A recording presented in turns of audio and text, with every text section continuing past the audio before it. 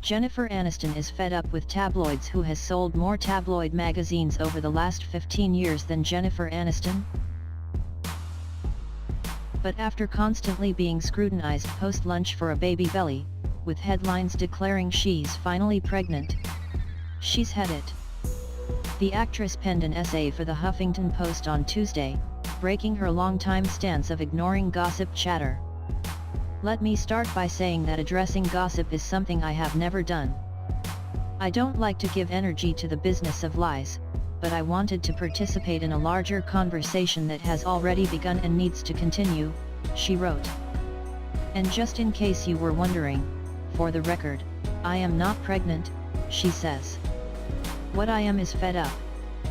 I'm fed up with the sport-like scrutiny and body shaming that occurs daily under the guise of journalism, the First Amendment and celebrity news." She starts by pointing out the public safety issues surrounding the constant presence of paparazzi following her and husband Justin Theroux, 44, but then widens the lens. "I want to focus on the bigger picture of what this insane tabloid ritual represents to all of us," she says. Aniston, 47, realizes she is some kind of symbol to people out there and has connected the constant bump watch forced upon her to a larger issue at hand.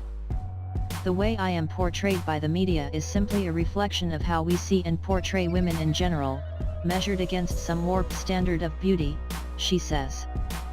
"The message that girls are not pretty unless they're incredibly thin, that they're not worthy of our attention unless they look like a supermodel or an actress on the cover of a magazine is something we're all willingly buying into." This summer Aniston pregnancy rumors reached a new high, with tabloids volleying between showcasing a fictitious bump on vacation to claiming she's suddenly too thin, she was wearing boyfriend jeans. In short, she can't win.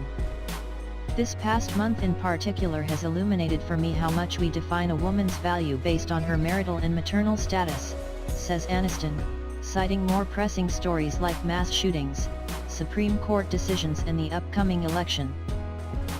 "The sheer amount of resources being spent right now by press trying to simply uncover whether or not I am pregnant, for the bajillionth time, but who's counting, points to the perpetuation of this notion that women are somehow incomplete, unsuccessful, or unhappy if they're not married with children," she writes.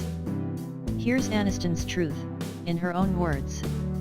"Here's where I come out on this topic: we are complete with or without a mate, with or without a child. We get to decide for ourselves what is beautiful when it comes to our bodies. That decision is ours and ours alone. Let's make that decision for ourselves and for the young women in this world who look to us as examples. Let's make that decision consciously, outside of the tabloid noise. We don't need to be married or mothers to be complete. We get to determine our own happily ever after for ourselves." For those wondering, she adds, "Yes, I may become a mother someday, and since I'm laying it all out there, if I ever do, I will be the first to let you know. But I'm not in pursuit of motherhood because I feel incomplete in some way, as our celebrity news culture would lead us all to believe.